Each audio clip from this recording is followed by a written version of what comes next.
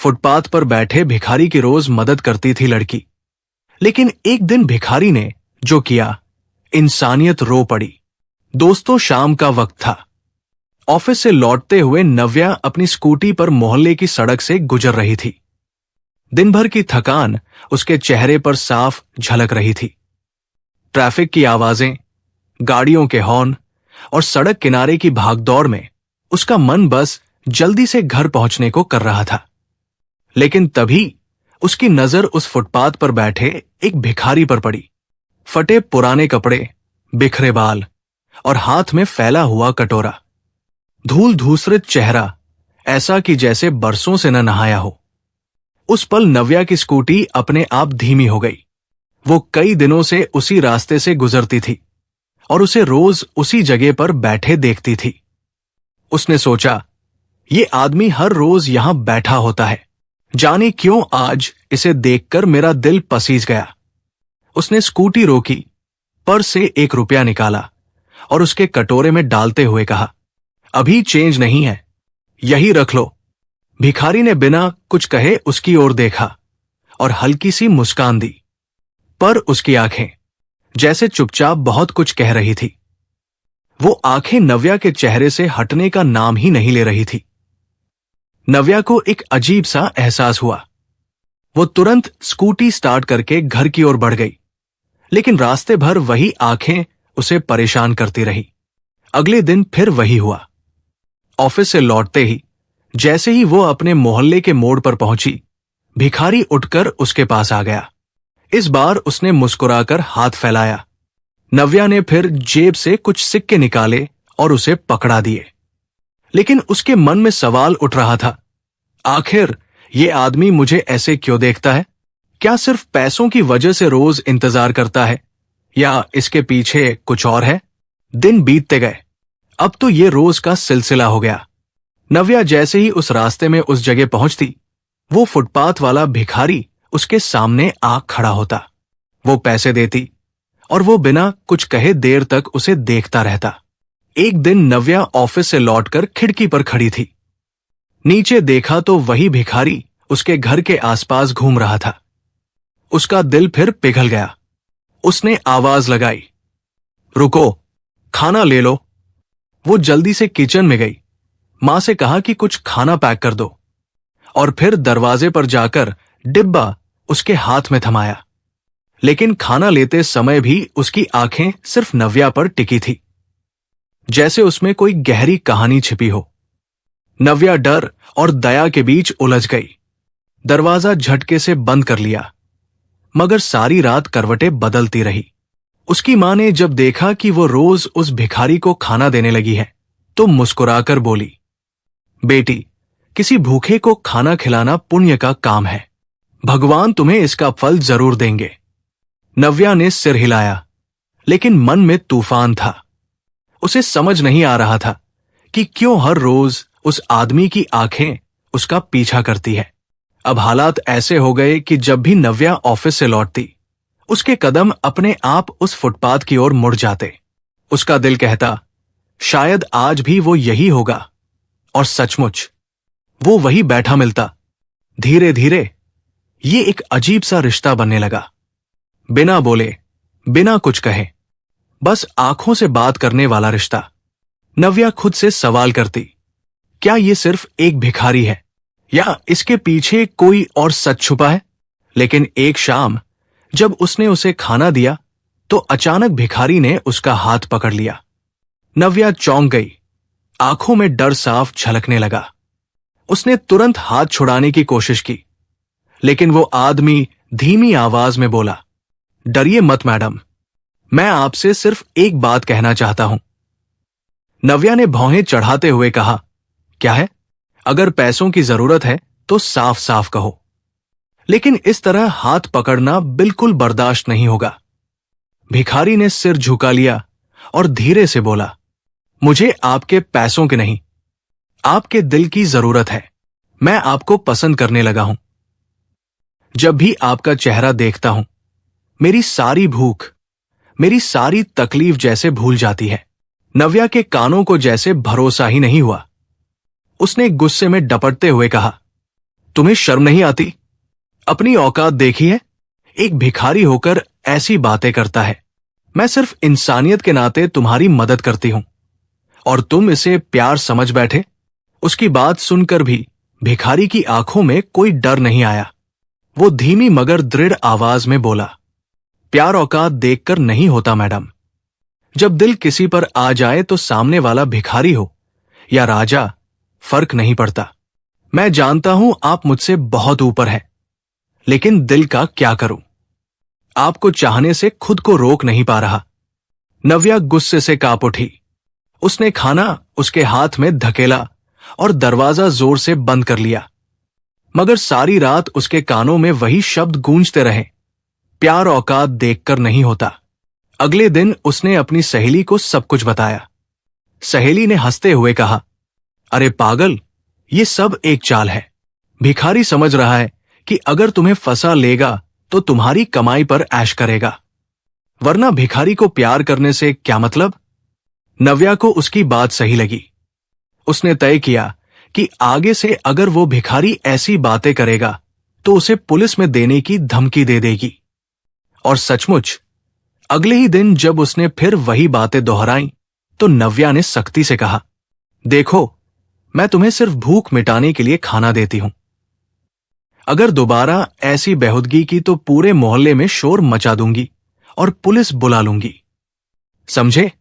पर उसकी उम्मीद के विपरीत भिखारी हंस पड़ा। आंखों में वही जिद, वही चाहत चमक रही थी। उसने कहा, आप चाहे तो दुनिया से डरा दे, मगर मुझे नहीं। मुझे तो बस आप चाहिए। आप मुझसे साफ कह दीजिए कि आप मुझे चाहती है या नहीं। नव्या ने ठंडी सांस भरी और कहा, तुम्हारी हिम्मत बहुत है, मगर जान लो, मैं तुम्हारे जाल में नहीं फंसने वाली। तुम सोच रहे हो कि मैं तुम्हारी मोहब्बत के नाम पर अपनी कमाई तुम्हारे हाथ में रख दूंगी, मगर मैं सब जानती हूं। इतना सुनते ही भिखारी का चेहरा बदल गया। उसने डिब्बा लौटाते हुए कहा, अगर आप यही समझती हैं तो ठीक है, मुझे अब आपके पैसों या खाने की कोई जरूरत नहीं। लेकिन इतना जरूर जान लीजिए, मेरे दिल में आपके लिए जो है वो सच्चा है।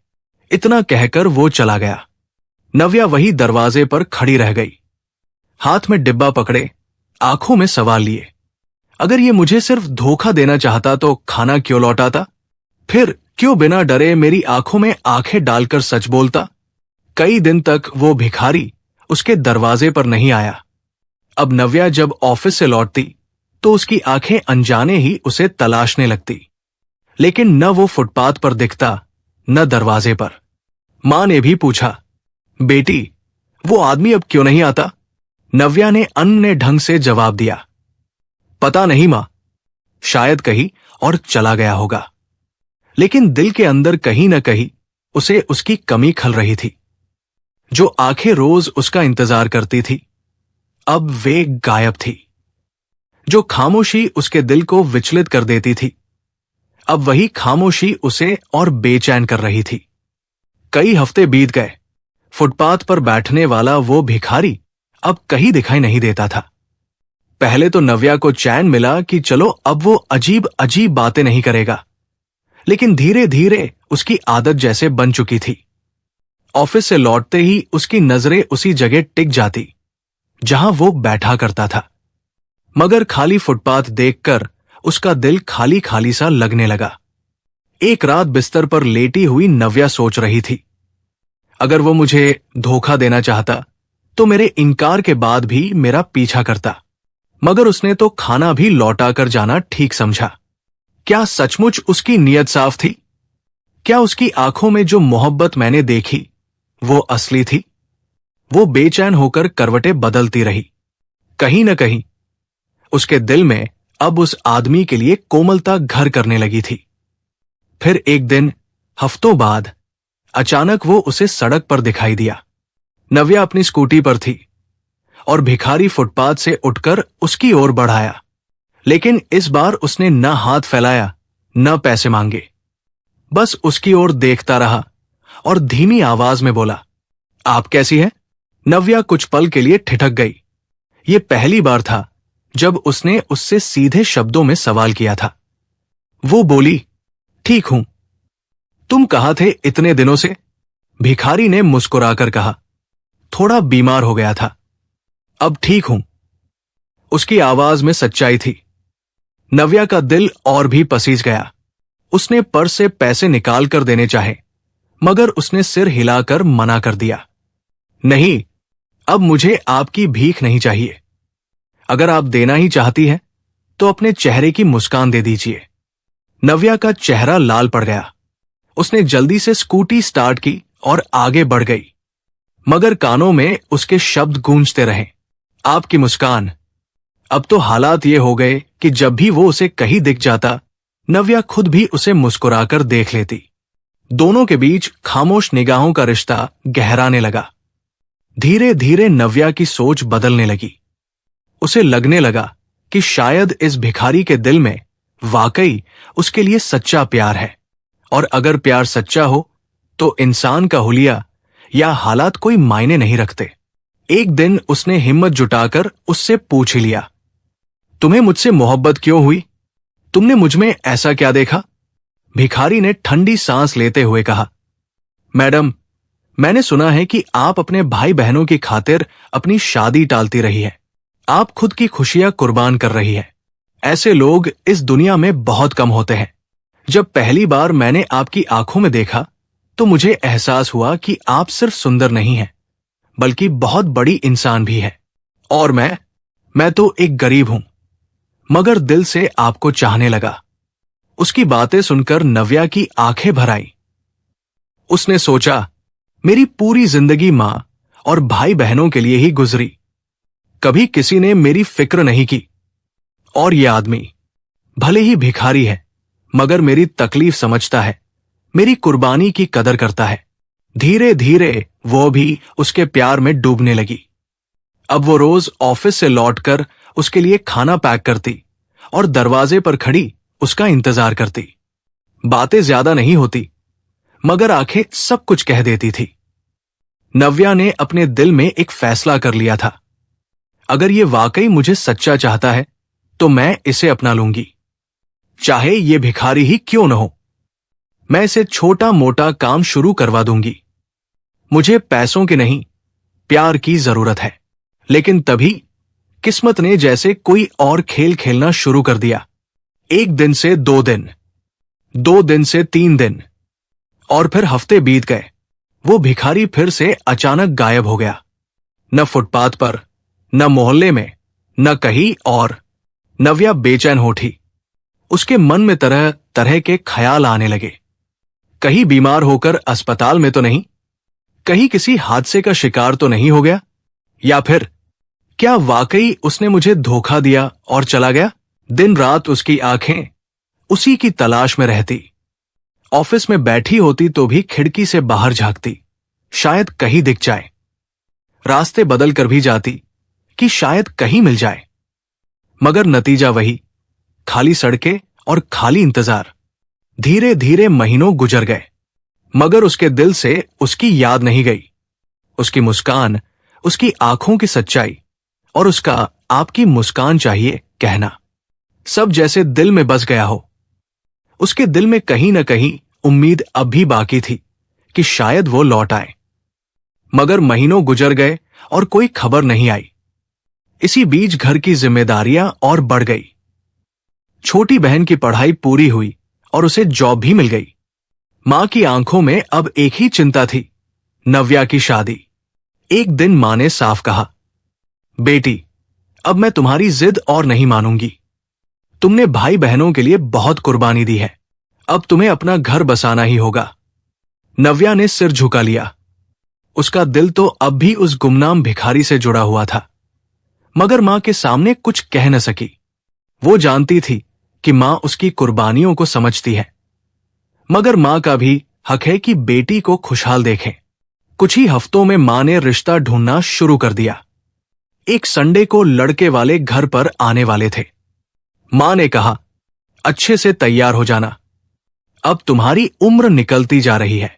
नव्या के दिल में जैसे तूफान उमड़ पड़ा। उसे लगा कि वो अपनी जिंदगी का सबसे बड़ा राज मां को बता दे कि वो पहले से ही किसी को चाहती है, मगर वो खुद उलझन में थी। वो तो महीनों से लापता था, कहीं कोई खबर नहीं। क्या वाकई उसका इंतजार करना ठीक है? रविवार का दिन आ गया। लड़के वाले घर आए। मां ने नव्या को अच्छे कपड़े पहनने के लिए कहा, मगर उसने साधारण सलवार सूट ही पहन लिया, चेहरा भी बिना मेकअप का। वो चुपचाप जाकर बैठक में बैठ गई। लड़के की मां तरह तरह के सवाल कर रही थी। पढ़ाई कहां तक की है? जॉब कहां करती हो? खाना बनाना आता है? नव्या सिर झुकाकर हाँ या ना में जवाब देती रही। उसका मन तो किसी और ख्यालों में डूबा था। आंखों में नमी थी, मगर उसने किसी तरह आंसू रोक रखे थे। तभी अचानक दरवाजा जोर से खुला। सबकी नजरें उसी ओर मुड़ी। वहां खड़ा था एक नौजवान, साफ सुथरे कपड़ों में, आंखों में अजीब सी बेचैनी। उसने तेज आवाज में पुकारा, नव्या। नव्या जैसे कुर्सी से चौंक कर उठ गई। आवाज जानी पहचानी थी। उसने गौर से देखा और उसके होश उड़ गए। सुनील, उसके होठों से अनायास ही निकला। कमरे में सन्नाटा छा गया। लड़के वालों की मां गुस्से से उठ खड़ी हुई और बोली, ये कौन है? क्या पहले से इसका कोई आशिक है? मां घबराकर बोली, नन्ही बहन जी, हम इस लड़के को नहीं जानते। लेकिन वो युवक आगे बढ़ा और सबके सामने बोला, मेरा नाम सुनील है। मैं नव्या से मोहब्बत करता हूं। मैं इसे किसी और का होते हुए नहीं देख सकता। उसकी बात सुनते ही घर में खलबली मच गई। लड़के वाले नाराज होकर तुरंत वहां से चले गए। मां शर्म से पसीने पसीने हो गई। भाई ने गुस्से में सुनील का कॉलर पकड़ लिया। कौन हो तुम? मेरी बहन का नाम लेकर यहां तमाशा क्यों कर रहे हो? सुनील ने उसका हाथ पकड़कर हटाया और बोला, मैं कोई गुंडा नहीं हूं। मैं आपसे इज्जत से बात करना चाहता हूं। लेकिन सच यही है कि मैं नव्या से मोहब्बत करता हूं। नव्या की आंखें नम थी। उसका दिल धड़क रहा था। महीनों बाद सामने खड़ा वही इंसान जिसे उसने भिखारी समझा था, मगर आज वो भिखारी जैसे बदल चुका था। साफ कपड़े, आत्मविश्वास से भरा चेहरा और आंखों में वही पुरानी चाहत। नव्या ने कांपती आवाज में कहा, तुम सुनील हो? लेकिन तुम तो भिखारी थे। फिर ये सब कैसे? सुनील ने गहरी सांस लेते हुए कहा, नहीं नव्या, मैं भिखारी नहीं हूं। मैं एक पुलिस ऑफिसर हूं। भिखारी का भेष सिर्फ एक मिशन के लिए धारण किया था। कमरे में सन्नाटा था। सबकी नजरें सुनील पर टिक गई थी। नव्या की आंखों से आंसू बह निकले। उसने कांपते होठों से कहा, तुम पुलिस ऑफिसर? लेकिन इतने महीनों तक तुम कहां थे? मुझे अकेला क्यों छोड़ दिया था? सुनील ने गहरी सांस ली और धीरे से बोला, नव्या, सच बताने का वक्त आ गया है। मैं दरअसल एक अंडरकवर पुलिस ऑफिसर हूं। शहर में बच्चों की चोरी करने वाली एक खतरनाक गैंग सक्रिय थी।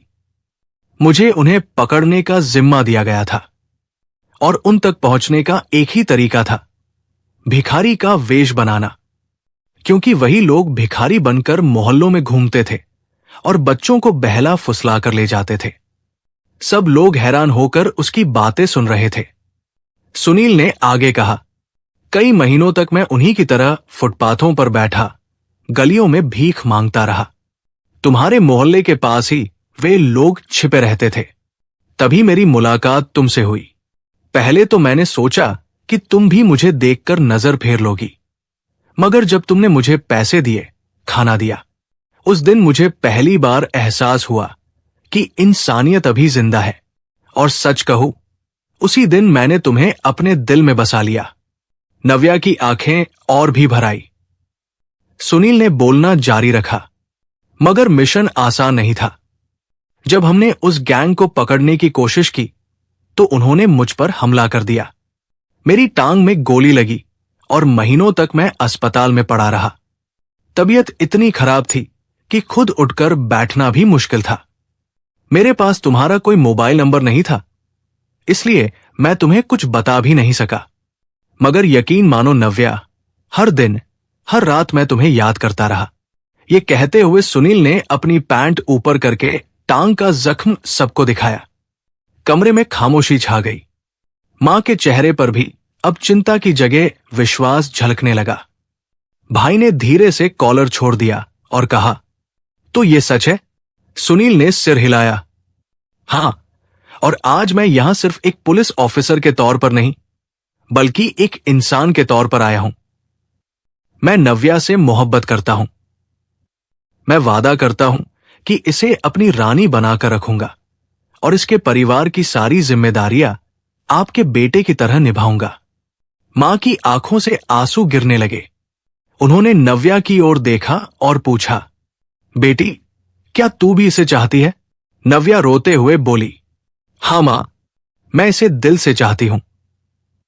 मैंने इसे भिखारी समझकर भी अपना लिया था।